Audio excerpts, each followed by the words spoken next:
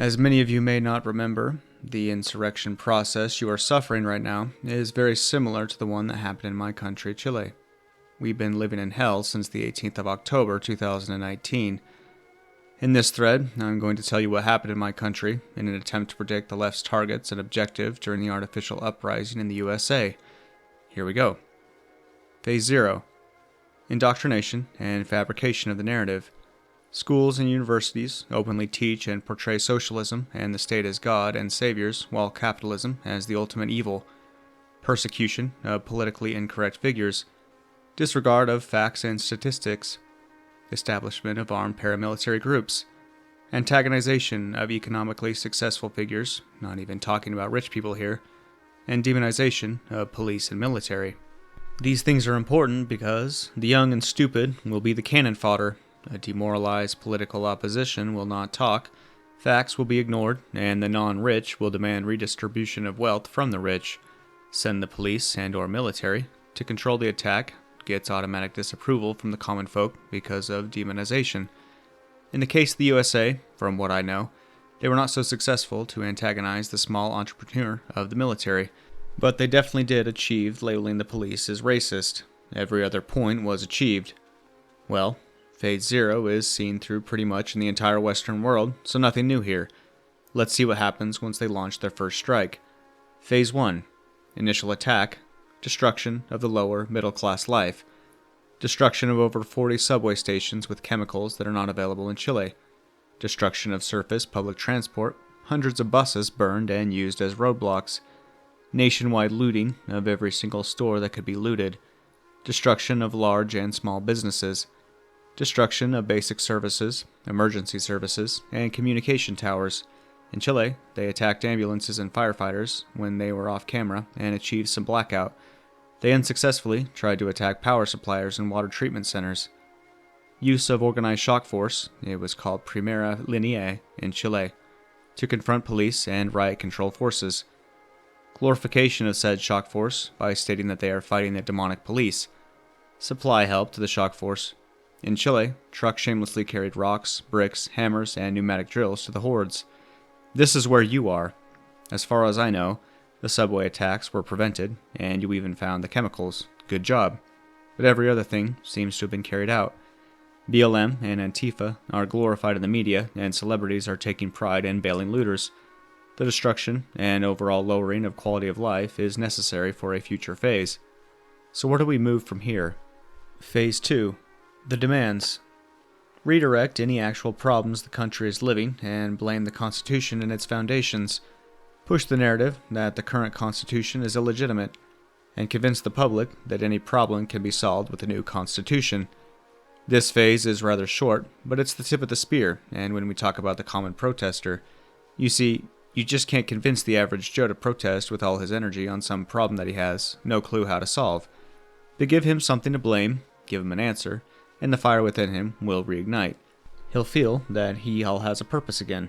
In my country, our Constitution was written under Pinochet, but was reformed many times over the years.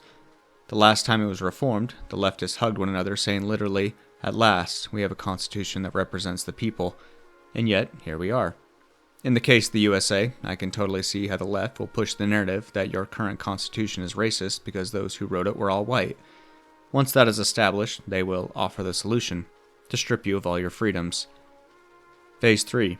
Destruction of law and order. Use the media and politicians to convince the population that any, yes any, kind of violence towards protesters is illegitimate and a violation of human rights. Questioning of lethal equipment. Ban of lethal equipment, and with this, military pretense. Questioning of non-lethal equipment. Ban of rubber bullets, and with this, police are effectively just pushing bags. Questioning of other anti-riot gear available, tear gas and others. Ban of all anti-riot equipment. This was tried, but it was unsuccessful in my country. Organization of Human Rights Watch and others are key here. In Chile, they were shameless agents of supervention, only registering police brutality and ignoring the literal burning of the city. Thankfully, Trump did a short job about exposing fake news. In the case of Chile, they pushed the narrative that our cops were deliberately aiming to the eyes with rubber pellets. In fact, there were over 200, from a universe of 3,000 injured, eye injuries registered and over 190 recovered, but this was used by the left to establish the slogan that cops wanted you to go blind. Funnily enough, I remember some protest in India, Kashmir, where there were more eye injuries than persons injured. Once the human rights agents start to oversee the protests, the best thing you can do is to film them back and call them out. Phase 4. Extortion. Left politicians start to demand a plebiscite for a new and inclusive constitution. The total chaos caused during Phase 1, destroyed businesses, unemployment, and an absolutely demoralized police force will force the government to negotiate. Crush any sign of disagreement with violent protest, public lynching of political figures, and more destruction. Government and opposition comes to an agreement. There to be a plebiscite where the people vote whatever the Constitution says it is or as it is written. You may think that it's all over with this point, but that's not true. They only achieved a date where the Constitution would be discarded or not. The left will be very aggressive with this campaign, though. Phase 5. Propaganda. Useful idiots are no longer necessary, only shock forces are enough. Establish by force that the new Constitution is the morally correct choice.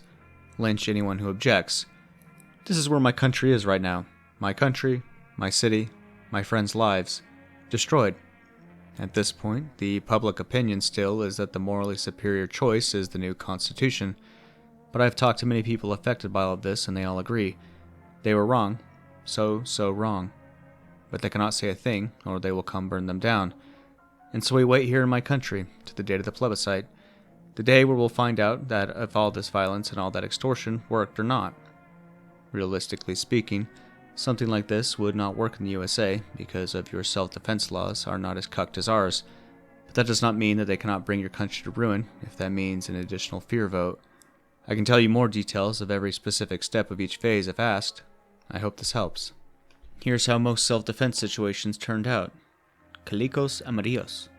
They were usually right-wingers that patrolled supermarkets and small businesses to prevent them from being looted.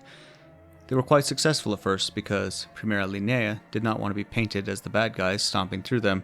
Chalecos amarillos had a lot of bold people in it. Here's what they did. The same thing they did with the cops. Demonize them and ridicule them. You may ask, how do you demonize an old lady protecting her neighborhood? Well, with Pinochet. As many of you are called fascists, every non-leftist may be called fachos. The old lady lost all support from the popular opinion once the idea of Pinochet supporters marauding the streets was installed. Primera Linea started to outright assault them and even kill them in some occasions. Communism has been tried in various forms as Marxist-Leninism and Maoism and a couple other offshoots. Central to this branch of thought was the idea of vanguardism, which taught that the workers of the world would need to be shown the way to socialism and then communism, via a small revolutionary group which would overthrow the bourgeoisie and take control of the means of production.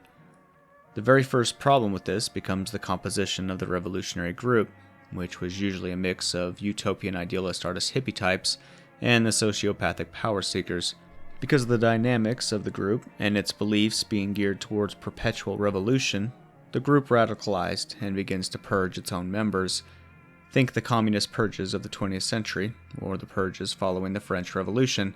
If the revolution is successful, then the artist hippie types are killed off, and the sociopaths take central control of the ruling political party. Unfortunately, the ruling party often doesn't have much in the way of practical means of structuring and ruling society, often leading to widespread religious and political suppression, famine, and starvation. This kind of leads into and feeds off of one major problem with communist economies, what are called command economies. Command economies are generally top-down and controlled and directed, which leads to massive inefficiencies when producing goods. Imagine if you replace the structure of a business like Dragon Dildos Inc. with the DMV. There's little to no incentive to work, and there's no real incentive to compete. But most importantly, since prices and wages are fixed, there's no overarching information for the economy to respond to. In a market-based economy, price is a form of information which allows for the more efficient distribution of goods, services, and wages. In practical terms, when you apply an unstable dictatorship with an inefficient and poorly managed economy, you get lots of instability and the social problems that arise from that. The thing about non-vanguard style communism, which is generally thought of as Marxism, what leftists will say is true communism, and has never been done before, is that Marx believed that workers would unite around the world around class consciousness and overthrow the bourgeoisie. Marx assumed that people would relate and ultimately group with each other along economic class lines. I think this was one of his major mistakes. People grouped themselves first along family lines, then ethnic, racial, and community lines, with local and then national identities following next. This makes sense when you think about it. A worker might think of his co-workers as a second family, but his first family, his biological one, is the reason he exploits his own labor. If given a choice between providing for his family or an uncertain future with the potential without work, he will most likely look to his family's needs first. Unless the situation has already become extreme, what logical reason would he have to do otherwise? This is where the leftist obsession with race comes from. They absolutely need to separate man from his biological ties, racial, ethnic, and community, in order to get him to align with an economic group and begin the revolution. What's your job on the leftist commune? I'm going to be leading discussion on theory some days, making clothes from scraps other days, and making lattes whenever needed. So what would your job be on the leftist commune poll? I want to be a therapist, help people heal past wounds, and also find their spiritual paths. I want to be an oracle of some sorts, read people's tarot, but my daily job will definitely be gardening and caretaking of the animals and plants around our community. I don't have many skills, but since I'm learning German, maybe I could be a translator if someone needed it. I'm also decent at math, statistics, and data analysis. Does a commune need an accountant? Maybe I could do that, LMAO. This person's only skill appears to be nothing really, but he might be able to translate German at some point in the future. I can teach kids how to read. I've had a lot of training in phonics and early childhood phonemic awareness from my time in AmeriCorps. I can cook and clean too, and do other basic elementary school education stuff, if you don't mind me teaching your kids about Buddhist philosophy. Mr. Molecule here wants to teach children how to read Buddhist philosophy. Cooking, sparking passion. I don't think I'd want to quit my lewd content creation. I give great rub-downs. I have the self-care routine. I can teach the younger generations. I can rock some natural environment teaching for kiddos. Sandy Frizzle, on the other hand, is of the opinion that her job on the leftist commune will be sparking passion. During the day, I'd hold writing workshops, sewing patches, cutting firewood because I'm good with an axe, a little carpentry of course, and maintaining the library. This person's expertise lies in cutting firewood. Respect. The expert firewood cutter of the commune. Do these people not realize that they'll need to actually materially contribute to a commune, that they'll be forced into a factory or a farm to produce goods for the benefit of, and that they can't refuse, or they'll be knelt down against a wall and shot in the back of the head? I'll be doing hard labor, something rewarding I can do with my hands, maybe something intellectual later in life. I'm just tired and don't want to think too hard right now in my life. Kinda tired of college. I haven't learned a single useful thing, and I'm so tired and stressed. Have you tried getting therapy instead of LARPing online? We only had one person in the responses who wanted to do manual labor. He was called a LARPer and got majority dunked on by the Twitter leftists. That sounds like the kind of bullshit spoken by someone who has never done manual labor. Where we're going, we don't need manual labor. I'd probably just be good at tutoring. I usually can explain things pretty well, and I'm a fairly patient person. Pretty much would be best in any sort of advisory role, since I often notice things that go unseen. I also do tarot readings as a hobby. Opposed to the mini specialists of the leftist commune, cute, adorable OO has a more general skill set and sees himself as a tutor, advisor, and tarot reader. Judging by these replies, I'm going to be flying back and forth between the commune and the hospital, medevacing dysentery and starvation victims. They will all have extremely good mental health, though. This person is a cynic and would be banned from the commune. I would teach little children how to read and write in the mornings, then help proofread any manifestos or books that need publishing in the afternoons. I'd also probably help make sure the communal garden is well watered. Sarah's skill lies in being able to read and watering plants, a very advanced skill set that will surely be in rare supply on the leftist commune. I'd love baking and gardening. I'd also love just helping out people in general. I'd like to run a farm and take care of the animals and crops. Another cook and gardener. To all those gardeners among the commune, it will be a lush and paradisiacal place of never-ending fertility. Fucking hell. These plants will be swimming in water. That's all these fucks want to do. No doubt. I can drive a forklift really well, and I enjoy welding, but I'm just not great at it, so maybe a comrade can teach me. Also, I have a degree in English literature, so I guess I can repair poems and proofread everyone's pamphlets. Alan here can drive a forklift and read and write in English. Oh, and he also welded 2 pieces of metal together once. I have no marketable skills, no work ethic, no talents, but I'm quick with a joke, or to light up your smoke. There's just some place that I'd rather be. Keaton is kinda likable, not gonna lie. My only talents are writing, singing, and music, and packing a bunch of random, useless facts into my brain. Maybe I'll tutor the children. Laura, who has ADHD and anxiety, will teach the children useless facts to prepare them for their life in the leftist commune. I'll be a delivery boy. Y'all have no idea how much I legitimately love courier work with my bike. Rain or shine, you will have weed, food, or other knickknacks delivered. This guy's skill appears to run in circles in the commune. Luckily, we have one with his skills because carrying stuff around can be challenging at times. My bike. I think he means our bike. I have no idea what role I'd be doing outside of certainly monitoring weather, developing new propaganda, and maintaining arms stocks. Marissa will look at the sky and notify other people if the sun is currently shining or not. I'm limited by my physical and mental health disabilities, but I would love to pop popcorn and run the projector and lights in the commune's theater and library. Despite them being limited by their mental and physical disabilities, Q still found a way to make themselves useful. They will pop the popcorn for the commune. Stalin was known for his deep respect for popcorn poppers and on and off switch operators. If your commune has jobs, I don't want it. Well, how do you expect it to function otherwise? Also, wouldn't necessarily be jobs in the current capitalist 9-to-5 sense. Cute adorable Awo, who pictures his role in the commune as that of a tarot reader, reprimands a fellow comrade for his ridiculous demand of not wanting work. I'm going to teach, support the kids, help with planning and logistics, read stories to folks, and crochet by the fire, thanks for asking.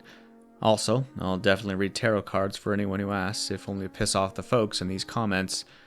Read stories to folks, crochet by the fire, read tarot cards. Holy fucking top keck, this is the best one. Somebody please save all of these and make a collage out of them. Oh, librarian, totally. Someone has to keep all these volumes by Marx and Engels straight, as well as other documentation of gardening practices, etc. Librarian seems to be a rather popular position. They will surely need one or more of those to tend to the few hundred books that will exist at the commune. I'm gonna be the communal diaper boy. I'm going to poop my diapers, and everyone can take turns changing it to take a break from work. What? It's cool. I'll handle all the identity politic lawyering, so I can represent and defend you in the meetings while you bake up a few batches of vegan chocolate and chunk cookies. Apicab will handle the identity politics lawyering. Something useful like chopping wood since we'll have no electricity or other basic infrastructure. I will in fact chop so much wood that it's enough for a float or a log cabin so I don't have to live with these tards. Bringing everyone water, pouring tea and hot cocoa for folks in the reading alcoves, checking in, and doing a pause to breath with folks. This guy's gonna bring everyone their water, another rare skill that needs its own specialized position. Puppy kindergarten teacher. And Cinnamon Bun will be a puppy kindergarten teacher, a position sorely needing to be filled. What makes communism and socialism not work? A bunch of reasons. It has impossible goals. It seeks to abolish class distinctions. How it seeks to do so, I'll cover in the next bullet. Class is an inevitable and natural thing. There are great examples both in the USSR and China. In the USSR, the nomenklatura become the new elite class with infinitely more privilege and power than the bourgeoisie and aristocratic rulers they replaced. In China, during the Cultural Revolution, the elite was rusticated, meaning they were forcibly relocated and made into farmers. Their children quickly rose to the top, despite being rusticated. It is constitutionally illogical. We use syllogistic logic to arrive at truth, meaning that we analyze positions relative to the existing evidence and against self-contradiction. Essentially, if X, then Y. Marxism uses Hegelian dialectic. Hegelian dialectic arrive at truth by positing a thesis, countering with an antithesis, and arriving at a synthesis. I say something, you say something, we arrive at a shared conclusion. This allows for ideas to be formed without concern for evidence or contradiction, so bad ideas propagate. Applied to class conflict, the proletariat was the thesis, the ruling class, the antithesis, and the classless society, the synthesis. Dialectics were also applied to their legal systems, agriculture, and to our culture to a disastrous effect. 3. It ignores human motivation. Normal people have a stronger national identity than a class identity. History, race, culture, and religion form stronger bonds than economic class. World War I was a clear demonstration of this. Dialectical materialism considers these factors to be spooks, meaning that they are the result of false consciousness and can be ignored. It is considered to be a perfect ideology. Marxism cannot fail, but it can be failed. Real socialism has never been tried. This allows them to escape moral culpability for their actions. Strategically, this prevents them from reworking their ideology. Think of the world Lumenprol. Proletariats are the vehicles by which the revolution is achieved. Lupenproles are proletariats who shirk this duty and refuse Marxism. Realize that attitude deems any popular rejection as a moral failure to the people. The Frankfurt School escaped this trap by being willing to rethink Marxism, which is why Lefty Pol considers cultural Marxism to be epistemologically distinct from Marxism. Marxism is very complex, but not effective in the slightest. This means that Marxists have to be intelligent enough to memorize this dross and disciplined enough to never consider how stupid it is. Arrogance without results is the domain of fools. Thanks. What does cultural Marxism propose and try to achieve? What is it? Cultural Marxism of the Frankfurt School acknowledges that Marxism failed. The primary culprit of this failure is the culture of the West. The goal is not to create economic Marxism, but to destroy the culture that makes Marxism impossible. It says all of this openly, but the mainstream considers this to be a conspiracy theory. Critical theory is the weapon that they use. It combines Hegelian dialectic with Freudian analysis to deconstruct a target, identify a victim class, thesis, blame an oppressor, antithesis, propose a solution, synthesis, and pathologize opponents as mentally ill or blinded with hatred, Freud. With feminism, they empower women against men to deconstruct the concepts of sex and family, while calling any opponents misogynists. Critical theory makes sure that we have constant conflict and disorder in every part of our lives. Good argument. I remember years and years ago trying to talk someone online out of trying heroin. He was acting so cocky about it. Nah, man, people want to get addicted because they're not doing it right and they're weak, blah blah. I gave up. A year later, he comes back and says, "A year ago, I came here saying I was going to try heroin. Everyone tried to talk me out of it. I didn't listen. You're all right, and it ruined my life. I felt a little bad that I didn't try harder, but some people don't want to be helped. That's just how it feels to try to talk someone out of communism. Nobody's trying to take some great, fun, wonderfully thing away from you because we're just so mean. It's a murderous death cult with this romantic glamour around it that you fall for. Hispanics seem especially to fall for the romantic glamour of Marxism. This fake Jesus-like image of Che and all that bullshit. There's nothing romantic about starving. There's nothing romantic about gulags and slavery. And there's nothing romantic about secret police and midnight disappearances. You're not a good person when you're willing to subject your own countrymen to that nightmare just to satisfy your own vanity about being some badass romantic revolutionary that you're really not.